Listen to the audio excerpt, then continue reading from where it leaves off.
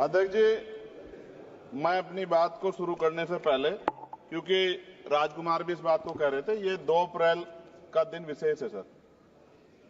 मैं जेल में था सहारनपुर, 2 अप्रैल 2018 को आंदोलन हुआ, 13 नौजवानों ने शहीदगी दी सर।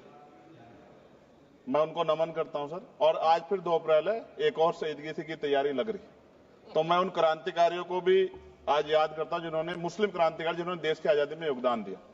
सर, अंदाजे जमाना कहता है कि मौजे हवा रुख बदलेंगी, अंगारों से गुलशन फूटेगा, शबनम से सरारे निकलेंगी। वक्फ संशोधन विधेयक 2024 संवैधानिक मूल्य एवं सांप्रदायिक सौहार्द के लिए गंभीर खतरा है। वक्फ संशोधन विधेयक 2024 संवैधानिक अधिकारों, विधिक सिद्धांतों और धार्मिक स्वतंत्रता पर गंभीर आघात है। विधेयक वक्फ प्रबंधन को कुशल और प्रभावी बनाने का दावा करता है, लेकिन इसके 44 संशोधन इन वादों को पूरा करने में असफल है। हमारा मानना है कि इस संशोधन से स्पष्टता, साक्ष्य और मूल कारण विश्लेषण का अभाव होगा।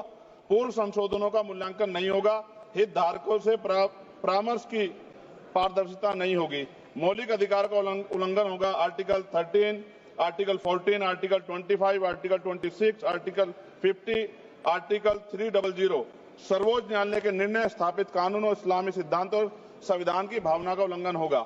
असत्य वादे बनाम वास्तविक प्रभाव, विधेयक सुधार और सशक्तिकरण का दावा करता है, लेकिन वास्तव में धार्मिक संपत्तियों के पुनः वर्गीकरण, जब्ती का प्रावधान संशोधन 39A, ऐतिहासिक मस्जिदों, कब्रिस्तानों को सरकारी संपत्ति घोषित करना, जिससे सांप्रदायिक तनाव पैदा हो सकता है। जिलाधिकारियों को अत्यधिक अधिकार प्राप्त करना, संशोधन 4B। जिलाधिकारी सर सरकार के होते हैं, वो सरकार के हिसाब से काम होते हैं। यहाँ जितने MP बैठे हैं विपक्ष के, इनसे पूछ के देखो कि इनके जिले में क्या हाल है। इनका जिलाधिकारी सुनता नहीं सुनता, MP बैठे हैं, पूछ के देखो विपक्ष के, आपको पता लग जाएगा। सर, धार्मिक विशेषज्ञता या समुदाय की सलाह के बिना निर्णयों से संपत्ति विवाद और विश्वास की कमी उत्पन्न होगी। ट्रिब्यूनल की शक्ति कमजोर करना और मुस्लिम प्रतिनिधित्व हटाना, संशोधन 10B। धार्मिक कानून की त्रुटिपूर्ण व्याख्या और पक्षपाती निर्णय, दानकर्ता इच्छा की उपेक्षा व धार्मिक स्वतंत्रता का हनन, संशोधन 5A। दानकर्ता द्वारा समर्थन वापस, जिससे सामुदायिक संस्था कमजोर हुई। गैर मुस्लिमों द्वारा स्थापित वक्फ सुरक्षा समाप्त करना, संशोधन 104 की समाप्ति, अंतर धार्मिक सौहार्द प्रभावित होगा। सर, सदियों पुरानी धार्मिक संपत्तियों पर सीमा अधिनियम लागू करना, संशोधन 27B।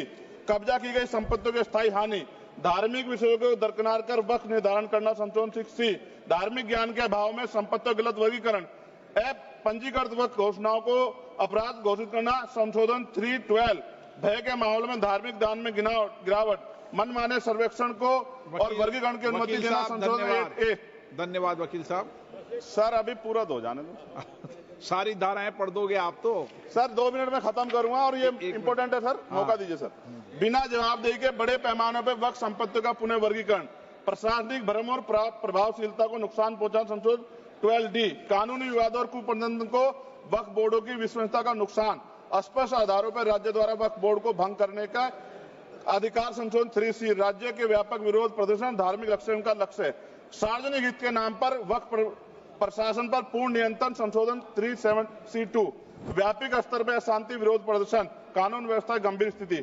सर, सरकार के उद्देश्य से नजर आता है मुस्लिम समुदाय के योगदानों पर नियंत्रण स्थापित करना, मुसलमानों को उनकी वक्फ संपत्ति वंचित करना, वक्फ स्थापित करने के अधिकार पर प्रतिबंध लगाना, वाकिफ और मुतवल्ली की इस्लामी परिवर्तन करना। इस विधेयक को वर्तमान रूप से स्वीकार करें और समावेशी परामर्श, कानून स्पष्टता, संवैधानिक धार्मिक सुरक्षा सुनिश्चित करें। सर, ये तो बिल पे था सर, क्योंकि आप कहते हैं बिल पे बोलना चाहिए 2 दिन नहीं, लेकिन सर मैं सुबह से सुन रहा हूं सर 2-3 चीजें बोलूंगा सर। जो विद्वान सरकार मुसलमानों की कितनी हितैषी है सर, कुछ कह रहे हैं क्या? जो विद्वान होता है वो बिल पे बोलता है। सर, बस खत्म कर रहा हूं। सरकार कितनी हितैषी है सर? केंद्रीय मंत्रिमंडल में एक भी मुस्लिम मंत्री नहीं है। सच तो यह कि अभी ईद पे नमाज पढ़ने के लिए भी नए नियम बनाए गए और जो नमाज पढ़ रहे थे उनके पीछे पुलिस कर्मचारी लाठी लेकर खड़ा था, मैंने खुद देखा सर। अगर सरकार इतनी देर सच्चर कमेटी की रिपोर्ट पर चर्चा कराएगी, बिल्किस बानो के आरोपियों को जेल से बाहर आने के बाद स्वागत किया गया सर।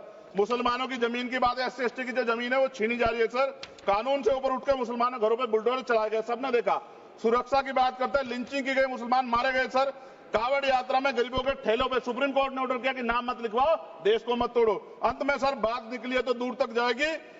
पार्टी सरकार के नेता यात्रा निकाल के कहते हैं मुसलमानों को भगाओ। और कई एक मुस्लिम एमपी पिछली बार सर उनको क्या क्या शब्द निकले, कोई निंदा नहीं हुई सर, और उसका प्रमोशन हुआ। और कभी आपके नेता कहते हैं सरकार गोली मारो और आप हिंदू राष्ट्र की बात करते हैं सर। मेरा यह कहना है सर, मैं इसका पुरजोर विरोध करता हूं और अपनी एक शायरी के साथ खत्म करूंगा। तो बहुत सुनी मैंने आज दोनों तरफ, जब तक ना बदले जालिम हुकूमत का मिजाज, एहतजाज एहतजाज एहतजाज, और ये तब तक रहेगा जब तक सर अपनी सरकार सोच नहीं होती। धन्यवाद सर।